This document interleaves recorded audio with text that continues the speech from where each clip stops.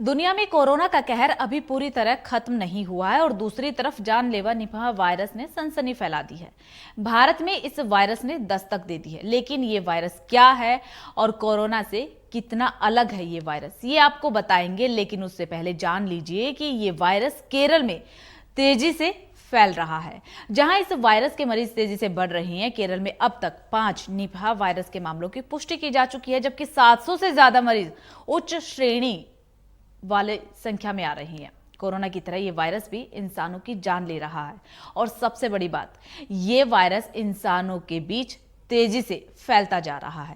यही वजह है कि लोगों में ज्यादातर डर बना हुआ है। लेकिन इसी के साथ एक सवाल सोशल मीडिया पर भी उठ रहा है कि आखिरकार ज्यादातर वायरस के मामले केरल से ही क्यों शुरू होते हैं।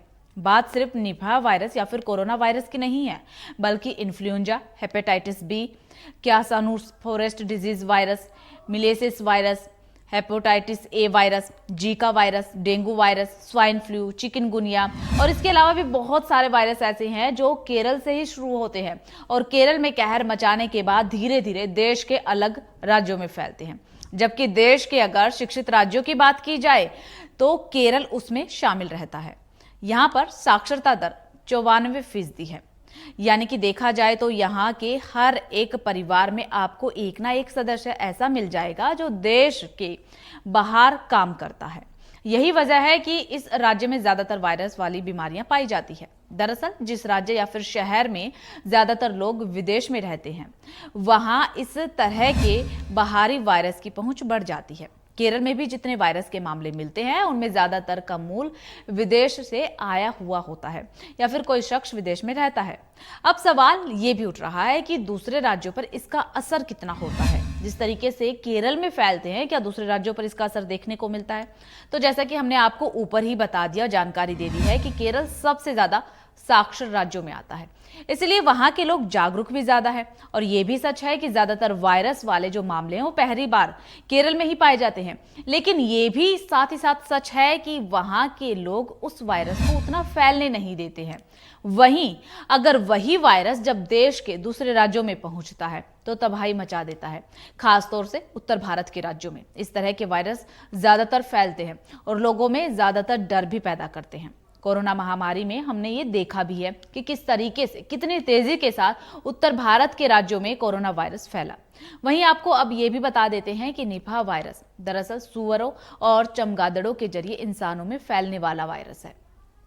इन संक्रमित जानवरों के संपर्क में आने पर यह वायरस इंसान के शरीर पर हमला करता है। यहां तक कि इन जानवरों के खाए गए फल के सेवन से भी ये फैल सकता है। जिस घर में निपाह वायरस का संक्रमित मरीज है, उस घर के अन्य सदस्य भी इस जानलेवा वायरस से संक्रमित हो सकते हैं। आपको बता देते हैं कि निपाह वायरस का हमला होने पर मरीजों में 5 से 14 दिनों के भीतर लक्षण दिखने लगते हैं। कई बार ऐसा भी होता है कि संक्रमित व्यक्ति में निपाह वायरस होने के बावजूद उसमें काफी दिनों तक लक्षण नहीं दिखते, यानी कि 15 से 20 दिन, 25 दिन का वक्त भी ये वायरस ले लेता है अपने लक्षण दिखाने में। अब सवाल ये कि निपाह वायरस कोरोना वायरस से कितना अलग है। दरअसल अगर हम दोनों ही वायरस की तुलना करें तो संक्रमकता के मामले में निपाह कोरोना के मुकाबले कम तेजी से फैल रहा है। जबकि मृत्यु दर की अगर बात की जाए तो निपाह वायरस के चलते मृत्यु दर कोरोना की तुलना में भी कम है।